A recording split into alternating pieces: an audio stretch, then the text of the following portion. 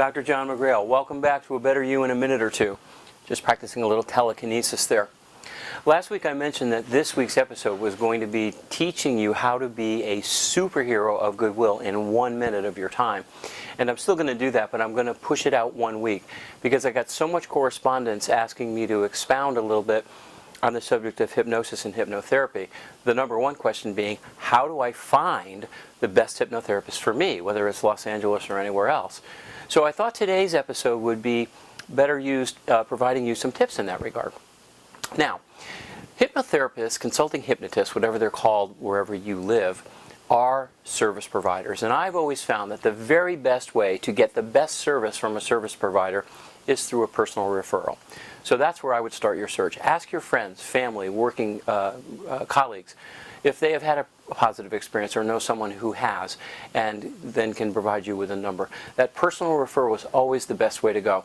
Even if that professional cannot help you for whatever reason, maybe they don't work on the issue you want to work on, they probably know someone who does, and personal referrals are usually given more carefully. Now, if that doesn't work for you, then you're going to have to do a little homework, and of course the place to start, the internet. Do a search for hypnotherapy, consulting hypnotist, hypnotherapist. Those are the keywords, and add your geographical area, and you should be provided with an ample list of websites, probably more than you even want to look at. The way to start is just to look at some websites. Take a few seconds, 30 seconds, to just look at the look and the feel and the texture of a website. That'll give you a sense of the person, their personality, and how they work, and it will help you pare them down pretty quickly. When you get 3 or 4 or 5 that you really think are worth a little bit more attention, then dive in a little bit.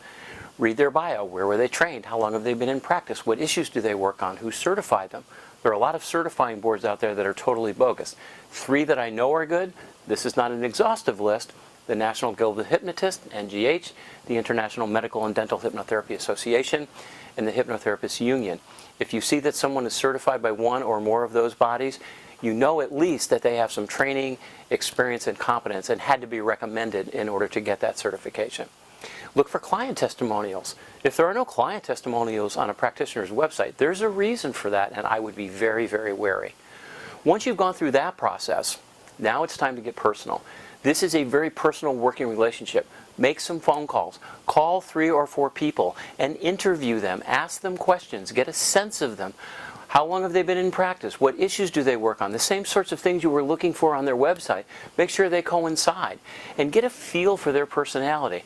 How long have they been doing this? I mean, working with a new person doesn't mean you won't have a good experience, but I can tell you from personal experience that after almost 16 years of clinical practice, thousands of clients, thousands of sessions, dozens and dozens of workshops and seminars, I am much better today than I was when I first started.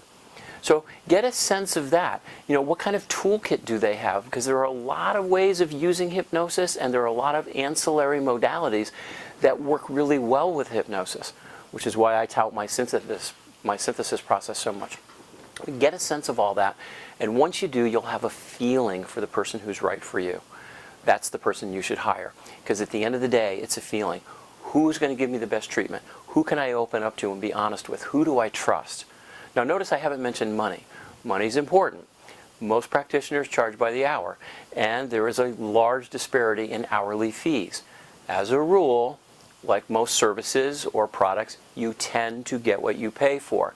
So it's probably better to pay more knowing that you're going to get better results in much shorter time than to pay a little and have to go over and over and over and over and over again and maybe not get any results. That's the best advice I can give you there. Now, I hope this has been helpful, and if you have any more questions, feel free to reach out, email me, or call. These kinds of consultations are always cheerfully provided at no charge. And for whatever reason, you don't find somebody in your area, that doesn't mean you can't get help. I have clients all over North and South America, Europe and Asia. The beauty of technology and this particular work is that we can work remotely very, very well and very efficiently. So don't think that leaves you out. And just because someone's far away, don't necessarily rule them out as the person of your choice. I hope this has been helpful. And most importantly, I hope you pull the trigger. Make your life work the way you want it to. You deserve it. Because at the end of the day, it's all about a better you. Next week, how to be a goodwill superhero in 1 minute.